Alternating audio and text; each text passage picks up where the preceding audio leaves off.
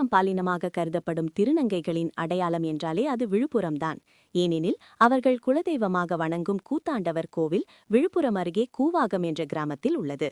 முன்பு விழுப்புரம் மாவட்டத்தில் கூவாகம் இருந்த நிலையில் மாவட்ட பிரிவினையின் போது இக்கிராமம் விழுப்புரத்திலிருந்து பிரிக்கப்பட்டு கள்ளக்குறிச்சி மாவட்டத்தோடு சேர்க்கப்பட்டது. கூத்தாண்டவர் கோவிலில் ஆண்டுதோறும் சித்திரை மாதம் 18 நாட்கள் சித்திரை திருவிழா வெகு விமர்சையாக நடைபெறும். இந்த திருவிழாவில் திருநங்கைகள் லட்சக்கணக்கில் கலந்து கொள்வார்கள். இந்த ஆதிக்கான சித்திரை திருவிழா கடந்த 14ஆம் தேதி சாகை வார்த்தல் நிகழ்ச்சியுடன் தொடங்கியது. விழாவின் முக்கிய நிகழ்வாக நாளை மறுநாள் செவ்வாய்க்கிழமை சாமி கண் திறத்தல் நிகழ்ச்சி நடைபெறுகிறது.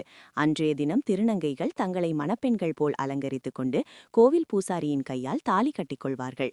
மறுநாள் 29ஆம் தேதி புதன்கிழமை சித்திரை தேரோட்டம் நடக்கிறது. தேர் அழிகளம் நோக்கி புறப்பட்டதும் திருநங்கைகள் தாலியை அறுத்துக்கொண்டு வெள்ளைச்சேலை அணிந்து விதவை கோலம் பூண்டுவார்கள்.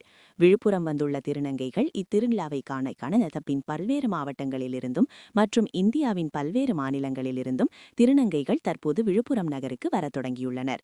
திருநங்கைகளின் வருகையொட்டி தங்கும் விடுதிகளில் கட்டணத்தை சற்று உயர்த்தியுள்ளதாக கூறப்படுகிறது.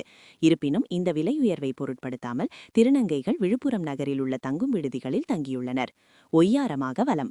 இவர்கள் வழக்கமாக பளபளப்பான உடைகளில் வலம் வருவார்கள்.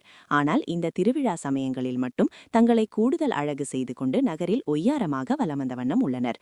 சில திருநங்கைகள் சினிமா நடிகைகளையே மிஞ்சும் அளவிற்கு விதவிதமான உடைகளை அணிந்தபடி வலம் வருகிறனர். ஒரு சிலர் கவர்ச்சிகரமான ஆடைகளிலும் வலம் வருகிறனர்.